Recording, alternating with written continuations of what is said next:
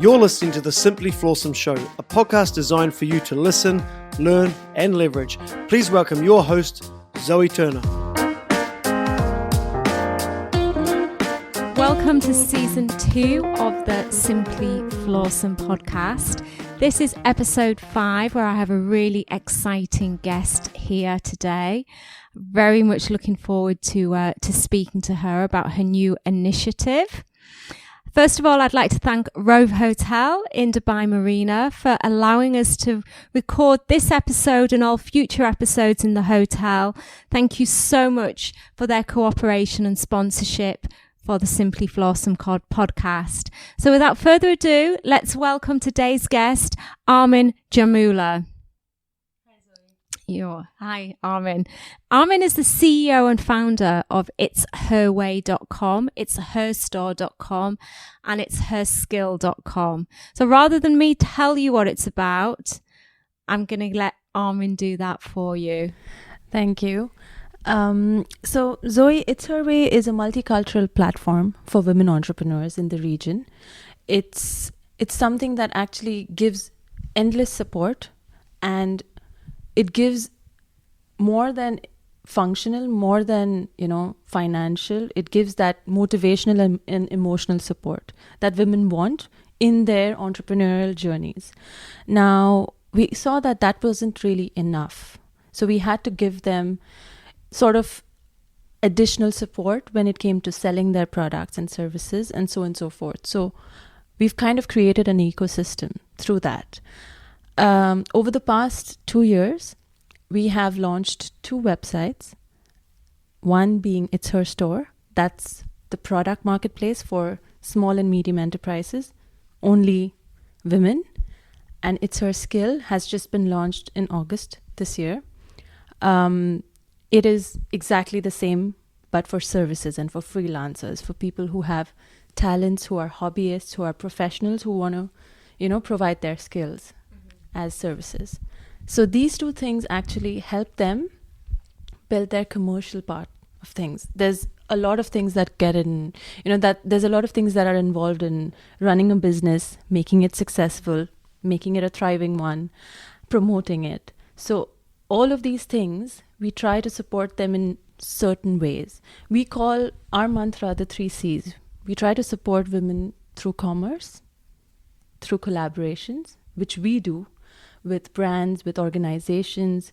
We've collaborated with Dubai Businesswomen's Council. We've collaborated with Astrolabs. We have many, many other collaborations. We try to bring that to their benefit. And through that, we are building a community, an ecosystem. Okay, fantastic. What challenge do you think, or have you identified, that female entrepreneurs face in the region? I think the one challenge that most of us have faced is the kickoff and the confidence in kicking off. So you mean getting started? Yes. You have an idea, you feel that it's right, but somehow there are some times when you cannot possibly articulate it to another person to get that validation, or you don't know how to create a business plan, for example. It's most often the first steps that are the biggest challenges. And that's what we try to help them in. Most of our women entrepreneurs are starters. And are those first steps, are those linked to confidence, would you say? I think they are linked to not confidence in themselves. It's linked, it actually is linked to not knowing if you can do it or if she can do it. And it is linked to confidence in taking that, new step. That initial step, yes. Okay. So your passion is working with females, and it's basically from concept to implementation. Yes. And you help them do this digitally, online. Yes. And, there are many steps and many challenges you face over a period of time. We try to give them as much support throughout the platform. And then the end result is when they display their products and when they actually have their own website where they're showcasing the products that they've created. Mm-hmm. How important, so, your initiative, it's to enable women to network and benefit through driving commerce, collaborations, and to build a larger community of businesswomen within this region. How important do you feel that collaboration is in business? It's very important. I think it's one of the biggest strengths, that we try to bring about. What does collaboration mean to you? So collaboration means not trying to compete, mm-hmm. but trying to support and synergize. Mm-hmm. To give you an example, a business enterprise, a recent example, one female, she came up to us with a business idea. She's a designer, she has great design efforts, and she's done a few lines of, clothing. She has been really, really not being able to achieve maximum profit because of sourcing, because of many other reasons. So we try to help her out in collaborating with other people who can give that supply, and other female entrepreneurs who can be those partners and those vendors. And when we do that through our platform, we see that there's a huge benefit that we're giving both these women when we're giving them the leads, and the business is profitable for both of them. That collaboration. The other is when, in fact, on 2 weeks ago, we had a photo shoot. And that photo shoot, we usually do models, but this time around, and from this point on, we're going to use sellers, shooting and modeling for other sellers on our website.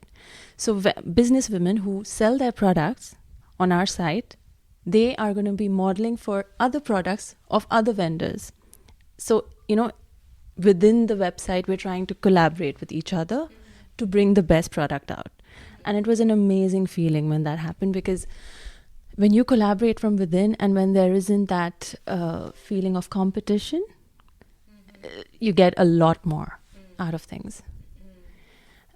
And then the other collaboration we do is, the commercial collaborations. When we try to get funding, when we try to get access to information about legalities, we try to get people collaborated with organizations when they can get more business from them, and so on and so forth.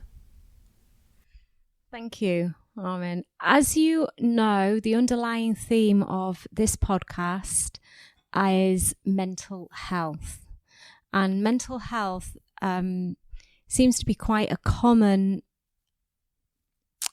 how do I describe this? Seems to be quite a common, mental health issues seem to be quite common with entrepreneurs, because the life of an entrepreneur is very much up and down.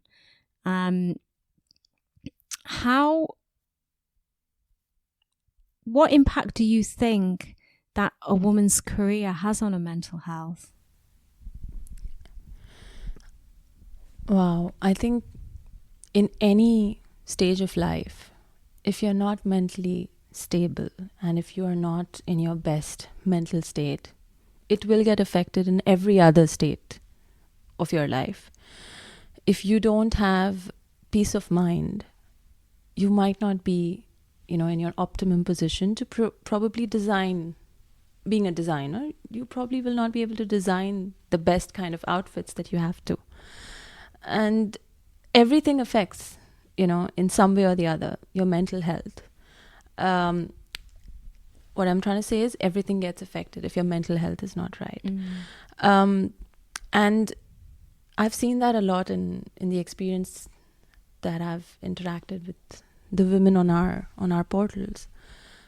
There's a lot of reassurance that they need to get that confidence. And for me, I can directly relate confidence and mental health in a way that if you're not, if you're not able to be confident within yourself, it will affect you negatively. And then it would affect your mental health and, stability. I guess what I'm getting at is more as a woman, and having a career, because so many women, they have families, they stay at homes. Many of the women that you work with are mothers, the mompreneurs, and they've lived very much the whole of their lives in the shadow of their husband. The husbands have been the main earner.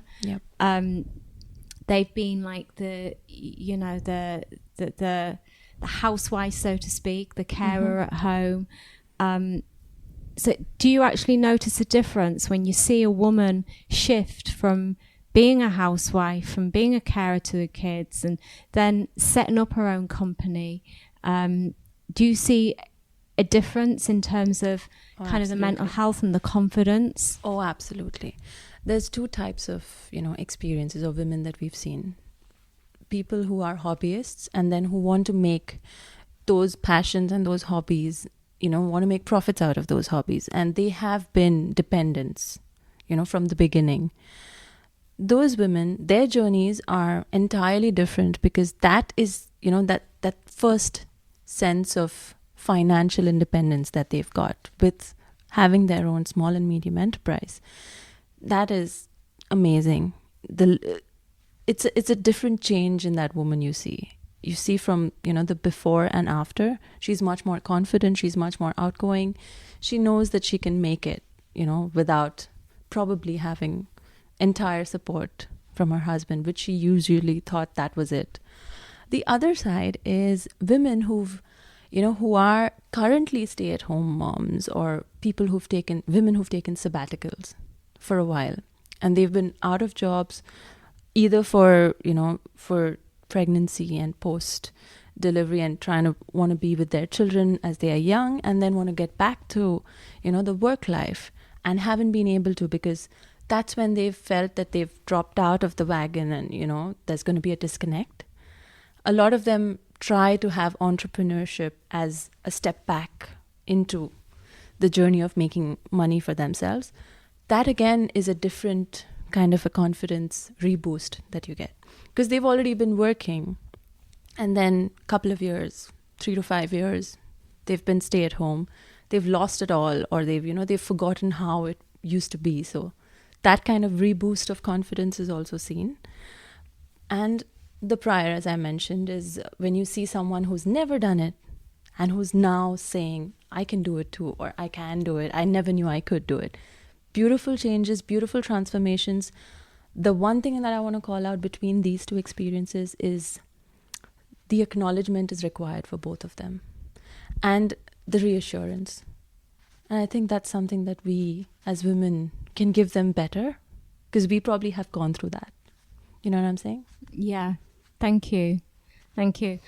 Armin, this region is a particularly good one for promoting entrepreneurship amongst expat women. Yeah. Especially a lot of, I don't want to sound out of hand when I say this, but a lot of Western women, I guess I'm talking from experience, because I'm from the UK, and I know, a lot of people that have had jobs back home, they come over here, and those jobs are now filled with kind of Filipinos and Indians, because the companies feel that they can pay them a lower amount than the Westerners. So it's kind of pushing them in many ways out of the workforce, which in many, a lot of people, you can either sit and grumble about it, or you can think, well, what else can I do? And, one answer to that is to take responsibility and maybe just start something yourself. Yeah, that's the thing. That's what we've seen also. And surprisingly, a lot of Indians, in the UAE, if you have to literally just look at the UAE as an example, about 45+% of the population is from the Indian subcontinent. And then the other is the Filipinos. And the non-Asian expats that you were mentioning, they're much smaller in proportions. I mean, the sheer population has a mix in them, and the fact that you've seen that as an expat, as a British expat, Indian women also go through the same thing. And we've seen that a lot of entrepreneurs that have come on our website are Indians as well as British expats facing the same challenges. You know, it's very interesting when you see that, and it doesn't matter where you're from. It's just the same emotion. You connect on the emotional level. And it's not about where you're from. It really isn't. It's about, I have the confidence, I want to do it. I can't get back into the workforce, fine. I want to do it on my own. A lot of people are still not able to take that decision. They're just in that zone that I don't know what to do. Should I get back to a job? Should I try looking for a job? Should I go back with my kids, go back home, let my husband be here? I'm sure these questions they're common. They're very common. And that brings a lot of drain, again, to mental health for women who've probably had to have left their thriving careers back home and just follow their husbands here. Okay, thank you. Who would be your ideal female client? What do you mean by ideal?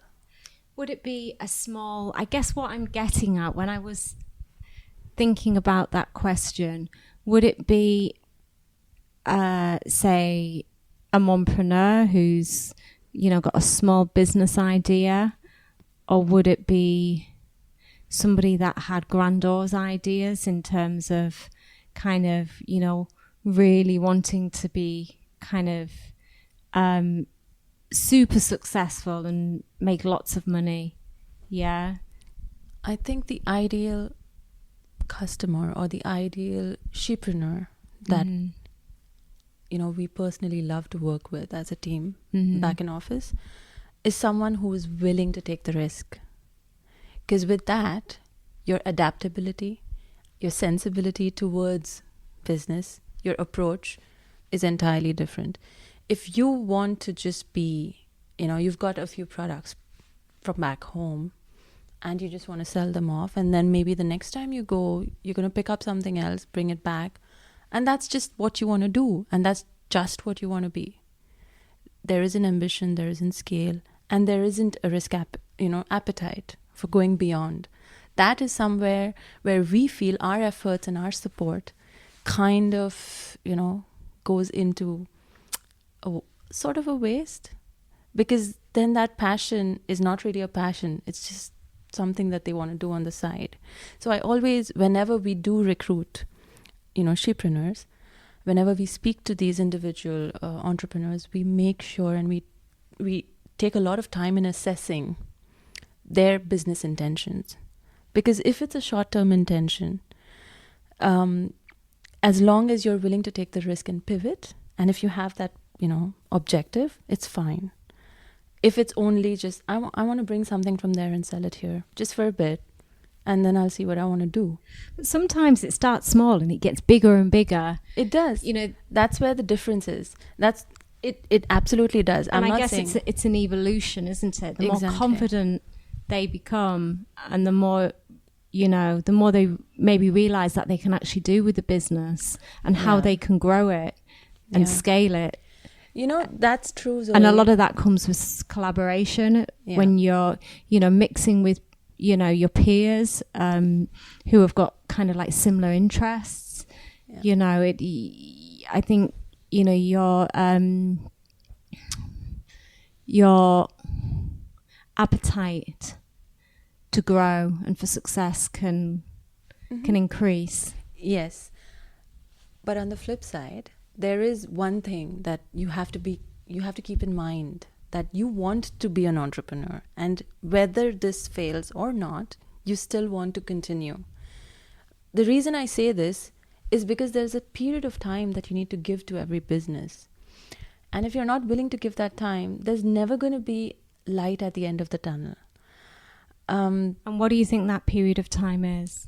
You have to give it at least at least a year to 18 months, any business. And patience is a virtue a mother already has. So try, and most of our, entrepreneurs are mompreneurs. So try and attribute that patience which you have for your kids, for your other child, which is actually your business as well. Yeah, so essentially what you're saying, that even though many of the mompreneurs, they haven't been in business before, but they, through their job as a mother and being like the primary carer, they've developed resources within them that they can transfer to the world of entrepreneurship. They absolutely should. And time and again, I bring that, relationship back, that the patience you have with your kids, you should try and build that for your business as well. Because when you do that, you look at it in a different way. You won't get impatient with it. And impatience, more or less, it's the impatience and the hurry for profits and the hurry for, I'm not making any sale, or am I doing the right thing, and questioning yourself. Do you see a pattern in terms of timescales of people that start Absolutely. and who give up? And quite often, because there's that famous saying, kind of like 3 feet from gold. Mm-hmm. I'm sure you've, Yep. it's from Think and Grow Rich from Napoleon Hill. They were digging for gold and they stopped and they were literally like 3 feet away. And they sold the equipment on, someone bought the equipment and then started digging in the same area. I'm probably not saying the story correct, but it's around these lines. And anyone who's listened to read Think and Grow Rich will remember this story. And they literally struck gold. It was either oil or gold, I can't remember. And it was literally 3 feet away from where they had stopped digging. And that analogy has been used so much within business, where people set up businesses and then, Desperation. there's so much stress and there's so much anxiety. They're not making the money that they want to be making. They're under a lot of pressure and they just give up, when if only they just kind of, chug along a little bit more for a few more months, they could possibly start, seeing progress. Do you see a pattern? There's an evident pattern. And we actually have devised, an archetype or personas of our clientele on that basis. We have 3 kinds of archetypes: the starters, the hustlers, and the she bosses. And we've kept them based on a certain timeline and the demographic.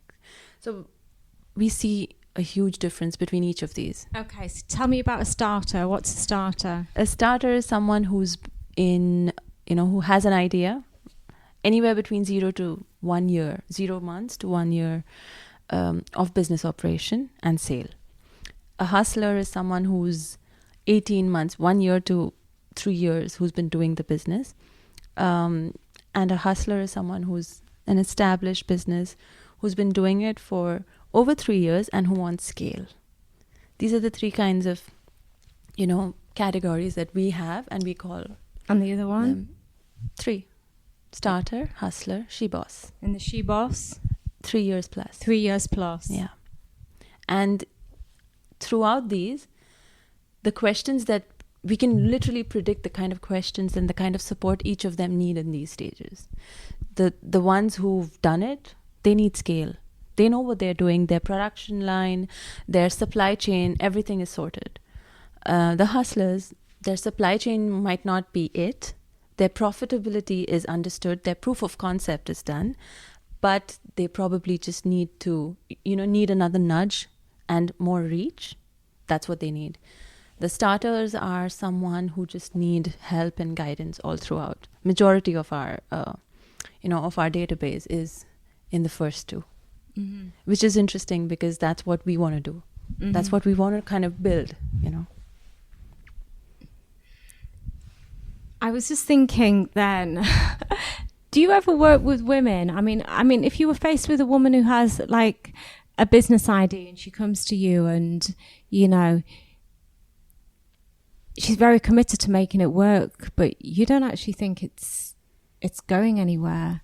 I get that all the time. What would your advice be, or would you be honest and upfront with them? Yeah. What I do is I don't discourage. I try to divert their strengths in different ways, and I try to make them see it from the perspective. I don't tell them, that it's not a good idea. Don't do it. Because that's what we don't want to do. And that's what we know actually affects their well-being and their confidence. So you don't want to just shut the door on them. You want to try and give them an answer which they probably want to hear, and give them a boost of confidence that, yeah, you can do it. Maybe you just need to think of these areas and then evaluate it. So there's never going to be a you shouldn't do it or you can't do it.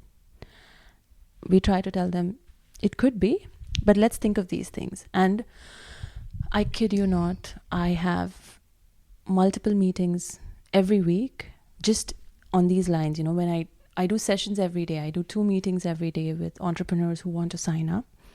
Most of them are coming to me with a business idea, and they go down that line of my database where I actually just give them business coaching. Until they're ready, we don't put them online, and we discourage them to open an online shop because they're not ready, and that's something that we know is going to set them up for failure. So we don't do that. We discourage that in a nicer way. Yep, that's what we do. Mm-hmm.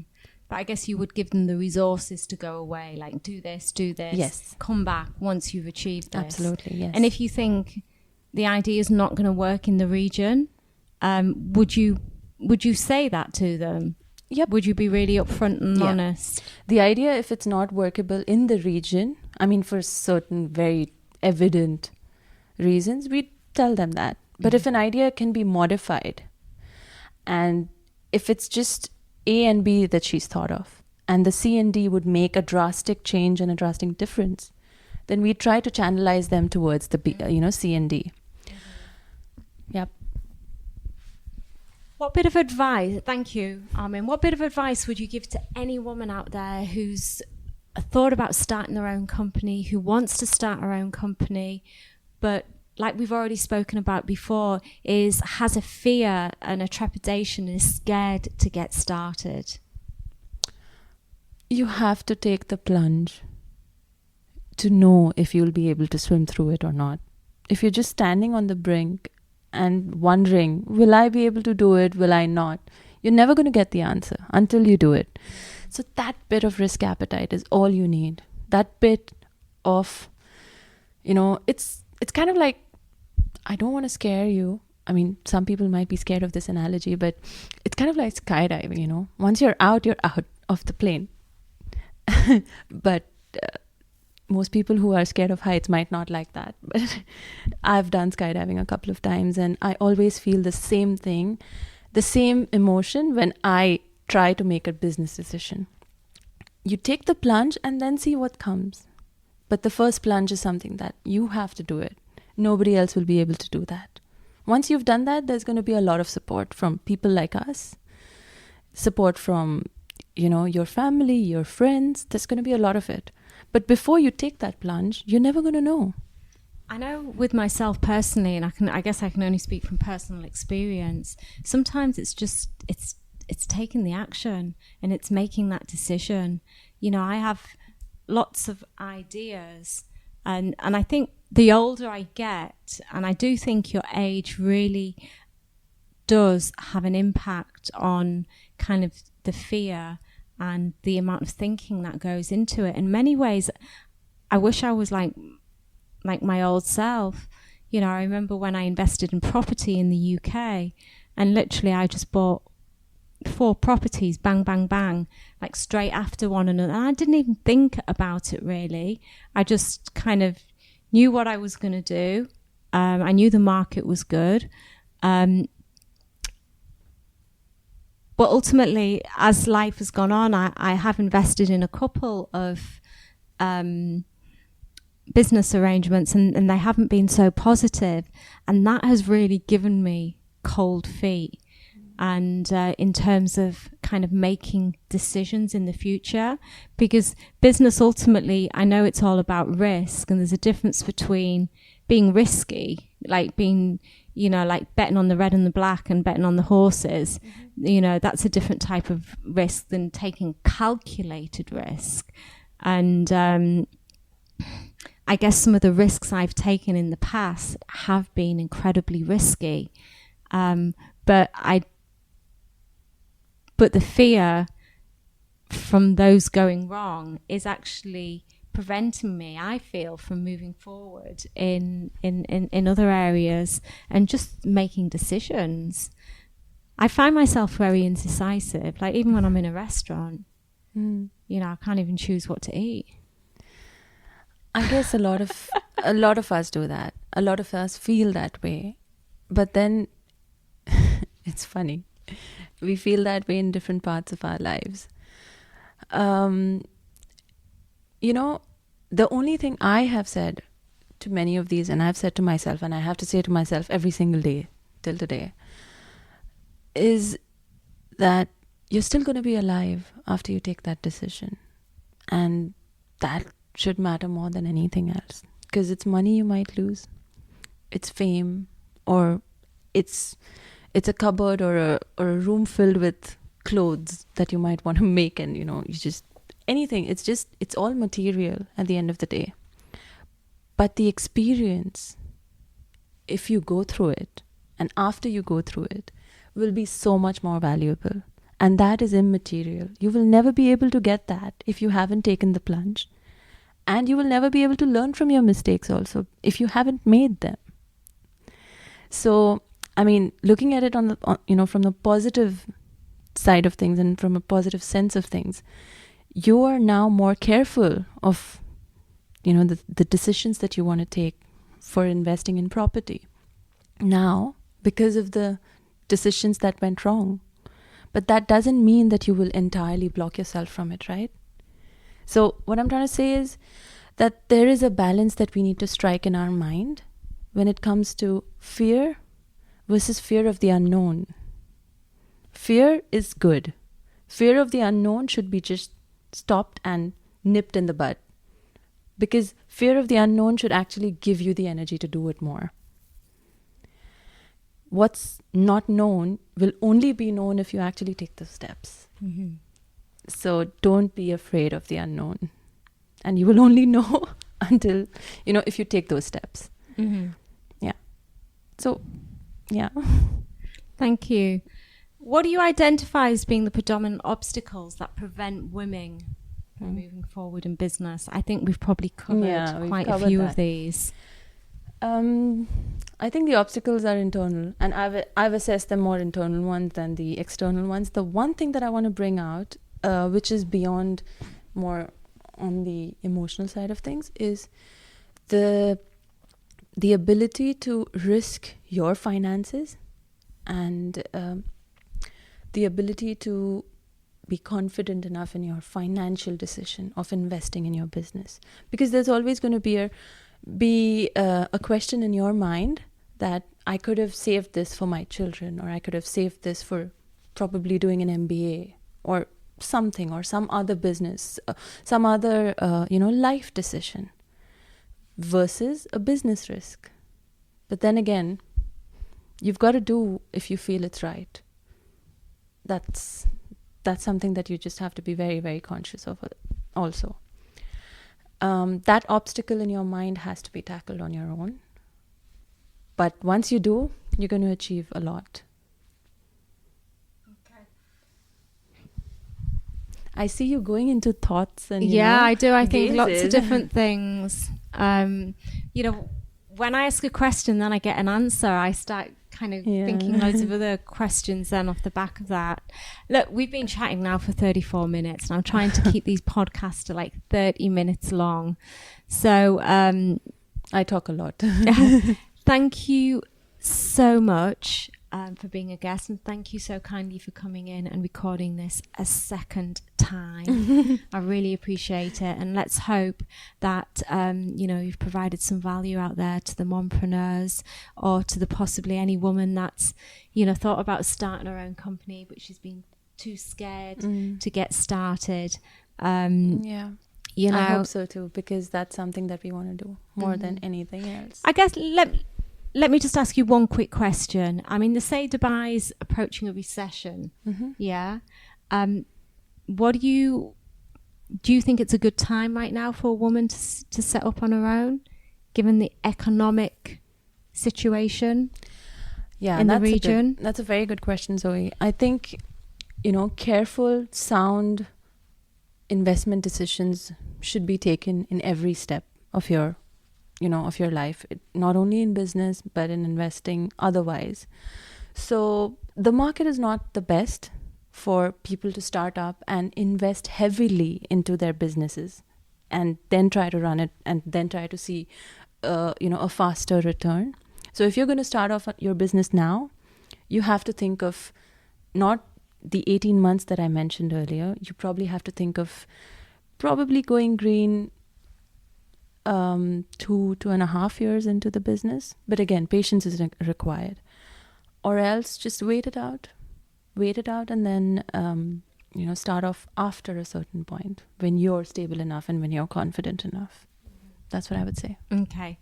Thank you. Thank you so much, Armin.